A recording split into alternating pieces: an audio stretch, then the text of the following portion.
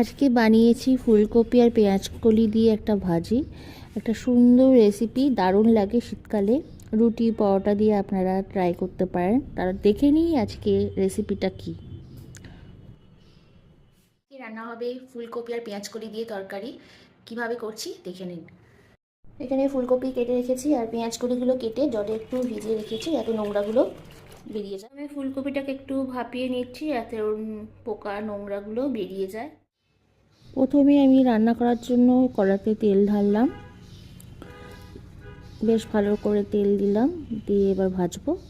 ফুলকপি সেদ্ধ হয়ে গেছে, এবার একটু ভাজবো, তার জন্য কড়া দিয়ে একটু তেল দিয়ে দিলাম, এরপর ফুলকপি ছাড়বো।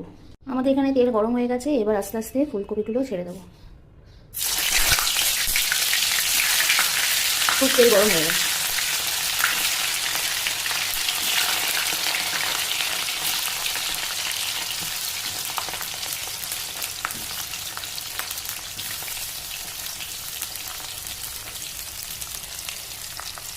ফুলকপি ভেজে এখানে তুলে রেখেছি, এরপর দেবো পেঁয়াজ কুলিটাকে একটু ভেজে নেব।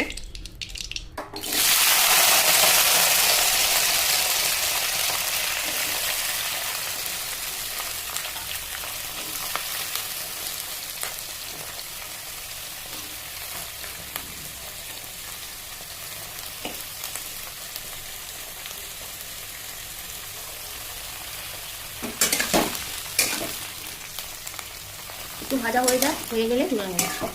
ভাজা হয়ে তুলে দিলাম, এরপরে দিলাম আর এটা 5 ফোড়ন আর একটু পেঁয়াজ। এবার একটু ভাজা হোক। এবার ভাজা হয়ে গেলে একটু রসুন আদা দেবো। ভাজা হয়ে গেছে, এরপর একটু রসুন দিচ্ছি, একটু রসুন আর একটু আদা, ব্যাস। এবারে একটু কাঁচা গন্ধ ছেড়ে দিলে মশলাগুলো দেবো পরিমাণ। এরপর পেঁয়াজ কলি দিচ্ছি। পেঁয়াজ কলি হাফ ভেজে রেখেছি আর বাকি হাফটা এখানে ভাজা হবে। আর একটু ভালো করে মিক্স করে নিই। তা গন্ধ নিয়ে গেলে দারুণ গন্ধ। বন্ধুরা এইভাবে তোমরা করতে পারো, রান্না করতে পারো, এইভাবে ভালো লাগবে। এরপর একটু নুন দিয়ে দিচ্ছি, নুন হলুদ আর একটু ঝাল লঙ্কা গুঁড়ো, ব্যাস, আর কিছু লাগবে না। লাস্টে ভাজা ফুলকপিটা দিয়ে স্বাদ অনুযায়ী নুন,